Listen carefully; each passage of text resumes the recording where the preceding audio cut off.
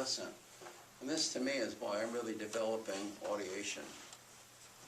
See, I'm not into imitation. Just, you find out how to do it.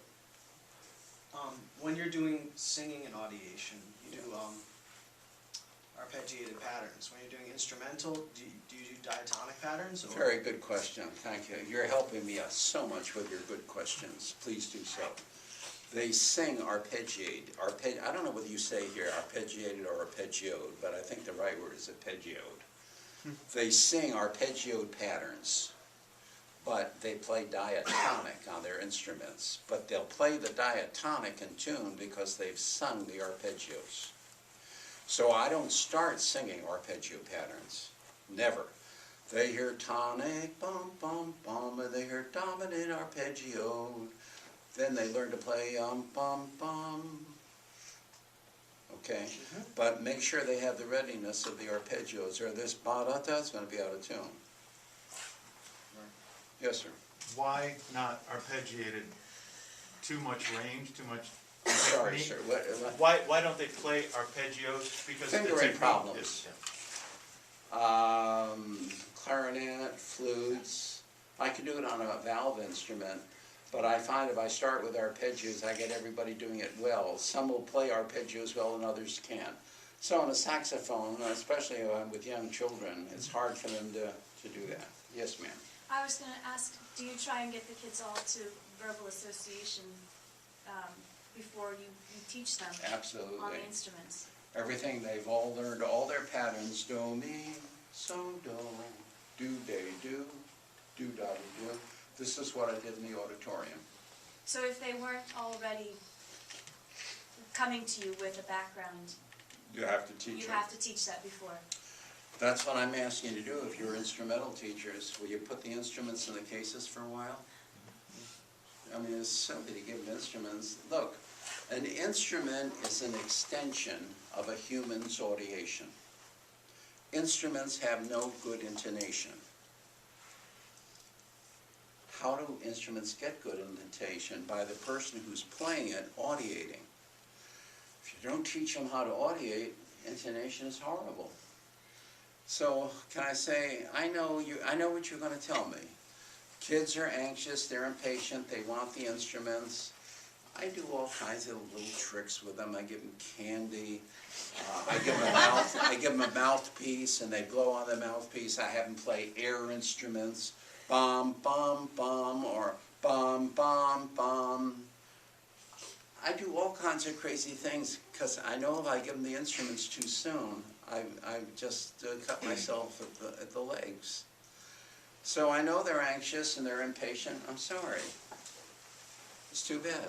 If they don't like it, they leave. But I'm going to teach correctly. The ones I have the greatest problem from are the parents, because I'm not teaching notation, and Joe didn't get his clarinet. Is there something wrong? No, something wrong with you, not with Joe. And they go away. I lose students, there's no doubt, but I do it right.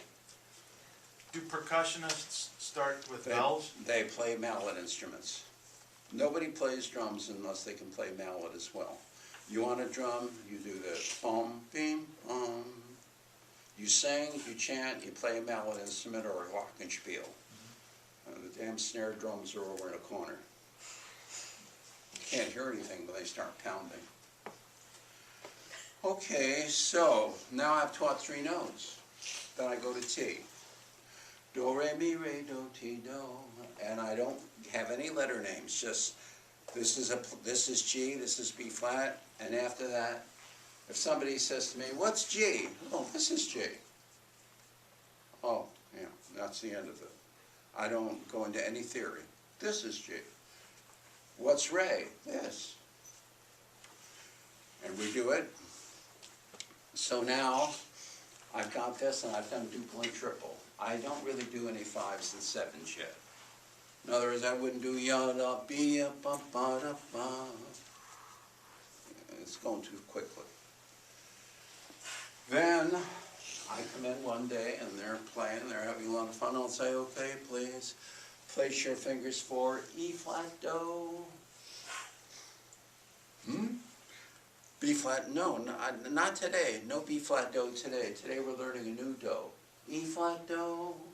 Place your fingers for F do, B flat do, C do. Here's your slide. Now we start playing an E flat.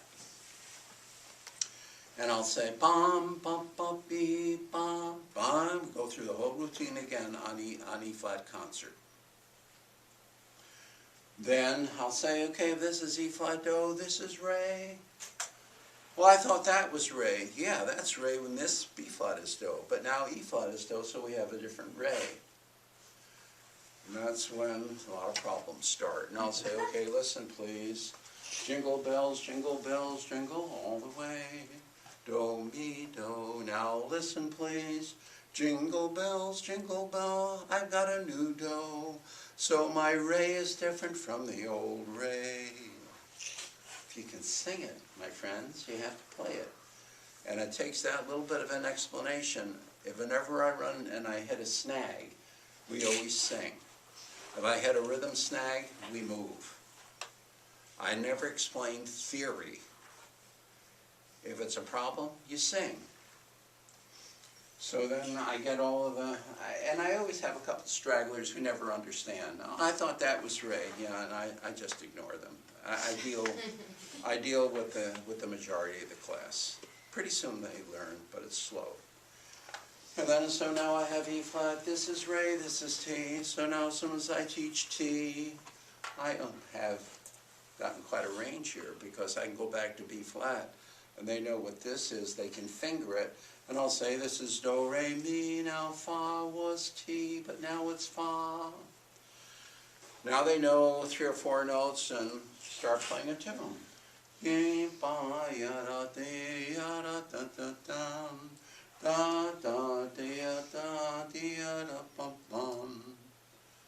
play a tune with 3 pitches, and gee, they're happy.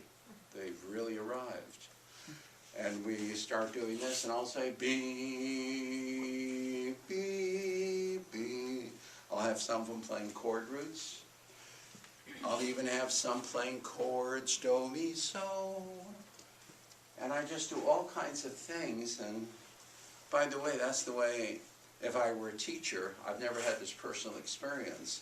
All I do is the research, but if I were in the school, I would use pretty much what I was doing for my performance. In other words, what I'm doing in the classroom is my performance, no special tunes, no Rudolph the Red-Nosed Reindeer. They just start improvising and doing chords. And by the way, I've taught students who do it, and the audience really enjoys it. They do well. I think the ORC people call it informances, where you're informing the parents of what you're doing. I think that's a great idea. So now I teach them how to modulate. And they go to E flat do. Okay, I go through my routine again. We're learning songs in both B flat do and E flat do. And then I'll come in one day and say, do, re, mi, re, do. Listen class, la, do, mi, do, la. Please place your fingers for G, la. So I go right to what you call the relative minor. I don't use that terminology with them, but for you I'll use it.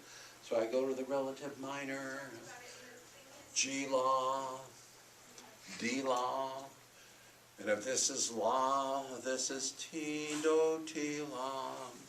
So now we're in different keyalities, and we start playing in la. Yam, bum, bia, bum, bum, ba, da, dia, dum. Yada, yada, dum, da, da, dia, dum. I sing, teach them a song, they play.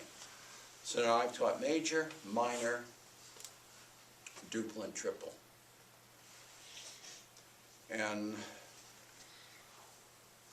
I don't get to letter names too quickly. In fact, didn't do my research long enough to know when to start teaching letter names, except my intuition tells me the longer you can prevent it, the better, because it just gets in the way. If you ask yourself, why does a child have to know this is A, this is B flat, this is C? They don't. It's just extra luggage that gets in the way that you're asking to learn something they have no use for. Well, you say to me, well,